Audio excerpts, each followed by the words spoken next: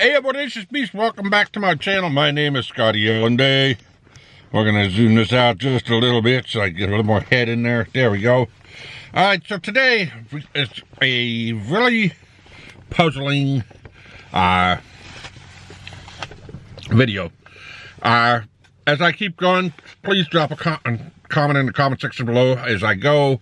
If you feel something is right, if you feel something is wrong, I just want to know, because this is, you know, I'd like to do stuff like this once in a while.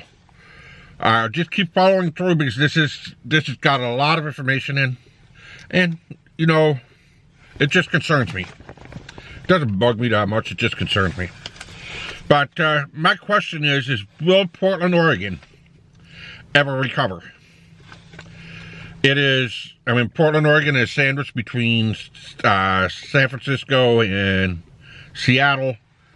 And as liberal as Portland is, it doesn't give anybody any breathing room. And with the consensus that we just had, they had shown that 20,000 people moved away from Portland, Oregon. I didn't see what the state statistics were, but it was 20,000 people that moved out of Portland. I would probably say about 30% of that went over into Vancouver. But you know what? They taxed the heck out of us over here. We are one of the highest taxed areas of this country. We are, I think we're almost tied with California. I don't know, but all I know is I pay a heck of a lot of taxes. So can Portland ever recover? Well, the thing is well, whoever we have for elected leaders, they just don't care. They don't care what's going on. They didn't care, and they're trying to act like they care now. The more that we try and put somebody in office that would do something, most of the liberals will vote for whomever else. Ted Wheeler is the mayor of Portland. He is the first mayor to serve 2 terms, that's been serving 2 terms for as long as I remember. So the first big problem that we have is homelessness. I mean, we have tents everywhere. A lot of the homeless that we have out here have tents set up on levees. They have tents set up on hillsides with $1 million views of the river. I mean, up on a mountainside with $1 million views, and it makes people jealous. But they set tents up everywhere, and then after they finish soiling the tent, they just abandon it. They leave it for somebody else to clean up. So right now, the mayors have told the fire department and everybody else, do not give them tents. We have plenty of places for them to stay. They're not going. Do not give them tents. Well, we'll see how that works out. And comes with the tents, there's trash literally everywhere. You drive down 205, I-5 to Banfield, whatever, you're going to see trash on the sides, on the slopes, everywhere. There's trash, there's graffiti, it just looks downright disgusting. Why would you want to live in a place that looks like a landfill? I mean, we pay taxes to keep things cleaned, but it all looks like a landfill. And then, I mean, trash is everywhere. Tents are downtown. We've got people sleeping on sidewalks. We've got people that'll stop right in front of you and defecate right in front of you. Or just walk and then turn around and just pee. They just whip it out and just pee while they're standing. We got a mental health problem that's huge. They're not getting the help. They're not getting the treatment that they needed. We just have a massive mental health problem downtown. And with that being said, the lawlessness that we have going on right now downtown, with people breaking into stores every night. We got windows being busted almost every night. We got bus shelters that are being busted every night. We got stores that are being robbed all the time. But we don't have half the police force quit. And we had all the big riots back in 2020. Literally 75% of the police force resigned and quit. They got tired of it. They said, okay, you guys don't want the police? We're out of here. They went somewhere else. But, I mean, like I said, the stores are constantly getting broken into. Theft is at an all-time high. I mean, it's just like, it's a free-for-all. If you wanna go and steal 50 boxes of Nikes, you just walk into the Nike store, grab 50 boxes, and walk right back out. Nobody's gonna say nothing. Walmart got hit so many times, they closed every single Walmart down in Portland. All that's left is the neighborhood markets. Well, Walmart, I think, is closing most of their super centers anyways because of theft rates. And just going to the Amazon model. They're going to keep the grocery stores open, run the Amazon model. If you want it delivered, you can have it delivered to the grocery stores, and you can get it just that way. But that's what happens when people want to steal all the time. The other thing is cars getting broken into in the middle of the day. You could be standing in a parking lot talking to somebody. A guy will drive by on a bicycle and smash a car window and rob it. Right in front of you. They don't care. Then you say, aren't you afraid you're going to get caught? And they say, yeah.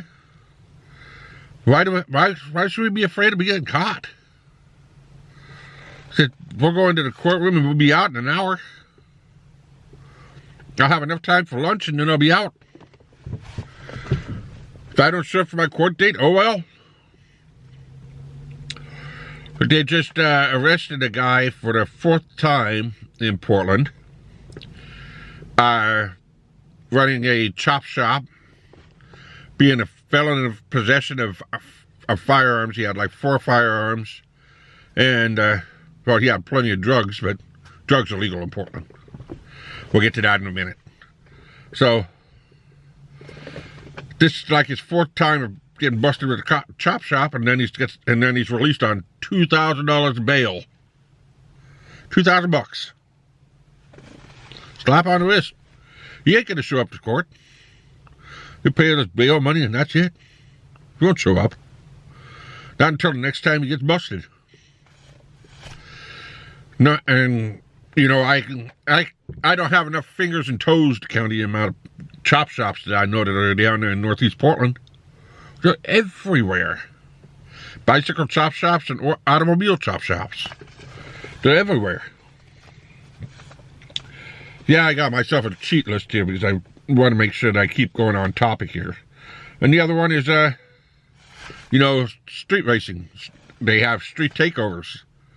They go in to do donuts and drifting and sliding or whatever they want to do. And they'll do it for an hour until all of a sudden Portland police can get enough cars together to go and try and break it up. But good luck doing that because the crowd outnumbers the police like, I think it was like, what they say, it was like 10 to 1.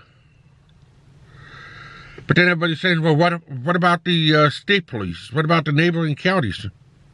Not a single one of them will step foot into Multnomah County. They could have one of the biggest gang riots in Multnomah County. No neighboring county will come and help Multnomah County. If you drive downtown right now and you take a tour, you could go onto YouTube and watch hundreds of videos of what downtown looks like. 99% of the I would say 71% of the buildings are all boarded up. There's no businesses down there. No businesses at all. It's a ghost town. You see, people needing mental health. You see people using drugs. You see people sleeping on the sidewalk. You see people defecating on the sidewalk. It's everywhere. Now, Oregonians passed a bill to allow drugs to be legal, and if they get caught, the judge will hand them a letter that they have to call a certain number within a certain amount of time for treatment. And they said out of the entire program that the voters voted through, I think this is the 2nd year, one person has called it. Just one. And now we have a record high of overdosing. We have drug-related deaths. We have It's just not a fun city to live in. I remember back in the 80s when you could go, when it turned to Friday and Saturday night, you had to go downtown. You had 15 teenage nightclubs. You had bars, and you had the nightlife. I mean, it was like mini New York City. You could go anywhere. You could party. It was party town. Right now, it's just dull town. And a lot of people are avoiding downtown. They don't want to go down there anymore. It used to be thriving and bustling with all kinds of business. And now, not even people want to go to Saturday market.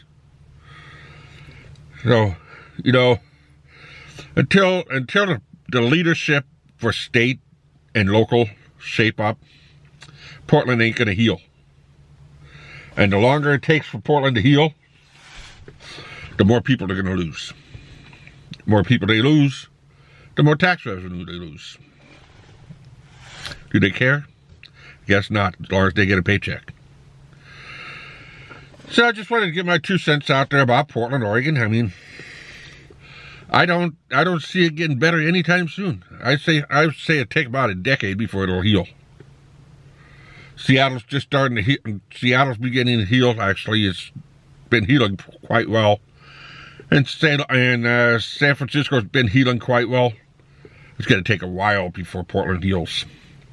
So, let me know what you think about this in the comment section.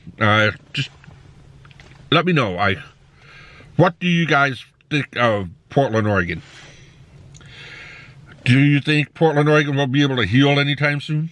Let me know in the comment section. And if you're new here, hit that subscribe button and that notification bell so you don't miss another one. And let your friends and family know. And until next time, keep on walking.